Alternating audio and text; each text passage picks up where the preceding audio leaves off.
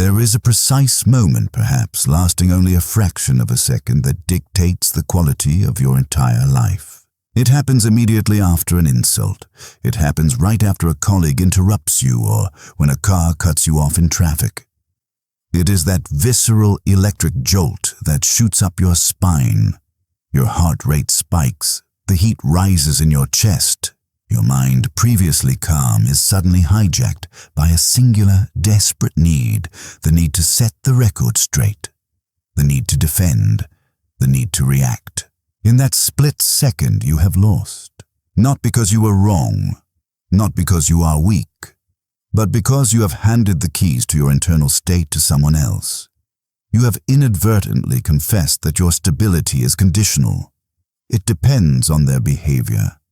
If they are kind, you are calm. If they are cruel, you are chaotic. This is the great paradox of modern social interaction. The more we try to control how others perceive us, the more we become enslaved by their perceptions.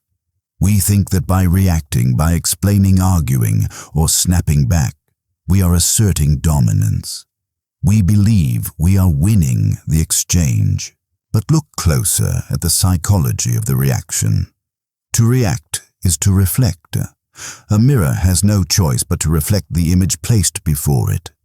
If you scream at a mirror, it shows a screaming face. If you strike it, it cracks. The mirror has no autonomy. Most of us walk through life as mirrors. We are walking reflections of the people we encounter. We mimic their energy. We match their aggression. We try to outshout their noise, and in doing so, we become nothing more than a vessel for their chaos. The ancient Stoics understood this trap better than modern psychologists do. They knew that true power is not the ability to strike back. True power is the ability to see the strike coming and refuse to accept the impact. It is the art of not reacting, and it is the hardest thing you will ever learn to do.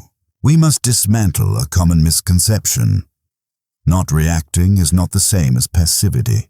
It is not cowardice, and it is certainly not suppressing your emotions until you explode. Suppression is fear. Non-reaction is strategy. The Stoics called this apatheia, not apathy, in the modern sense of not caring, but a state of being where the mind is immune to the frantic movements of the passions. It is the concept of the inner citadel. Imagine your mind as a fortress. Inside the walls, there is reason, clarity, and your true self. Outside the walls is the world, the unpredictable, noisy, often malicious world. When someone insults you, they are essentially throwing a flaming torch over the walls of your citadel. The reactive person runs to catch the torch. They grab it, burn their hands, and throw it back. In the process, they set their own courtyard on fire. The conflict spreads. The peace is shattered. The non-reactive person simply watches the torch fly over the wall. They watch it land on the stone floor.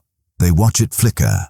And because there is no fuel, no ego, no insecurity, no desperate need for validation, the fire burns itself out. This is the shift in perspective. You're not ignoring the world to escape it.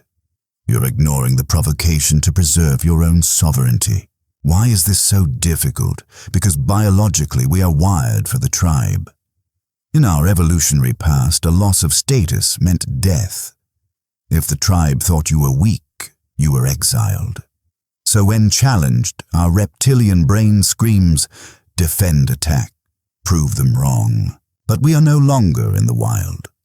The threat is not to your life, it is only to your ego. And the ego is a deceptive narrator.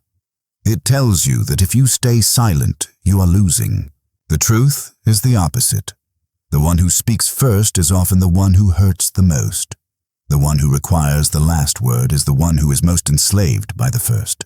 Let us deepen the analysis. We are not talking about ignoring haters.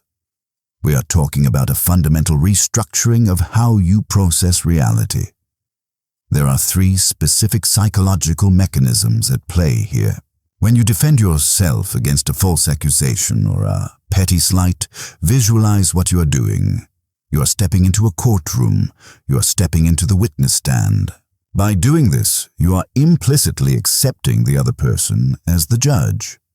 You are saying, "Your opinion of me matters so much that I will present evidence to change it." You are seeking a verdict of not guilty from a person who does not have the jurisdiction to judge you. The Stoic approach is to refuse the summons. You do not enter the courtroom. You do not present evidence. When you refuse to explain yourself to someone who is committed to misunderstanding you, you strip them of their judicial power.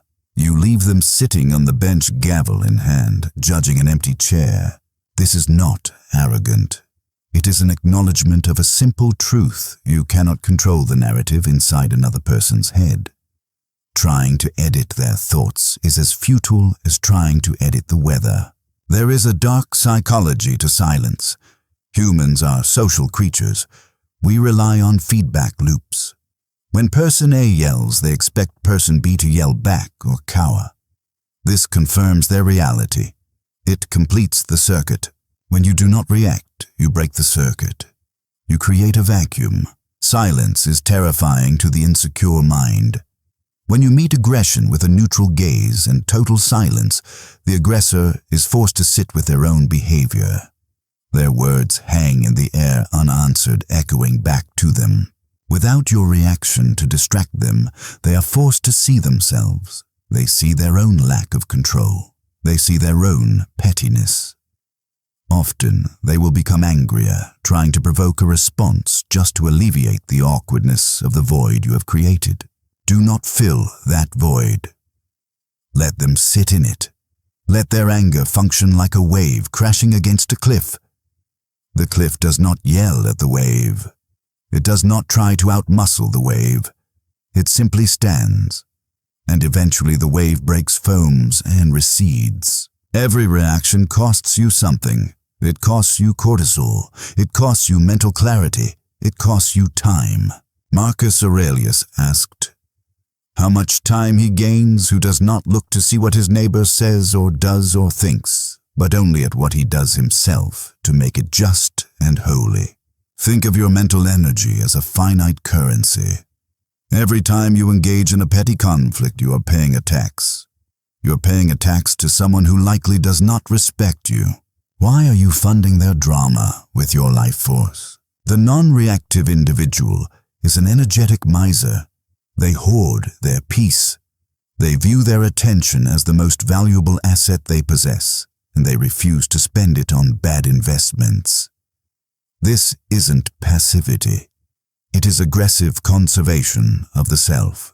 We must be honest about the outcome.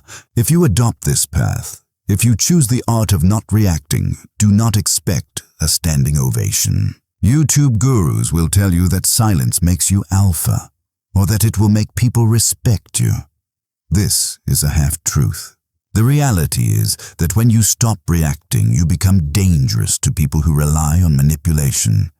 You become unplayable, and people hate what they cannot play.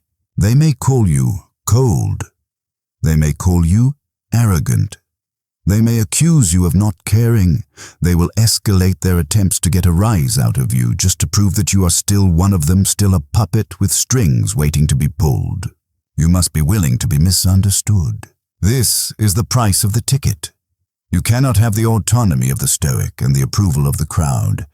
You must choose one. To win without saying a word does not mean you defeat the other person. It means you defeat the part of yourself that needs them to acknowledge your victory. The ultimate victory is not when they stop shouting. The ultimate victory is when they shout and you no longer hear it as an attack, but merely as noise, no different than the wind howling outside your window or the traffic on the street. It has nothing to do with you. It never did. The next time the storm comes, the next time the insult lands, try it. Do nothing. Say nothing. Watch the fire burn itself out. And in that silence, you will find the only thing worth winning. You will find yourself.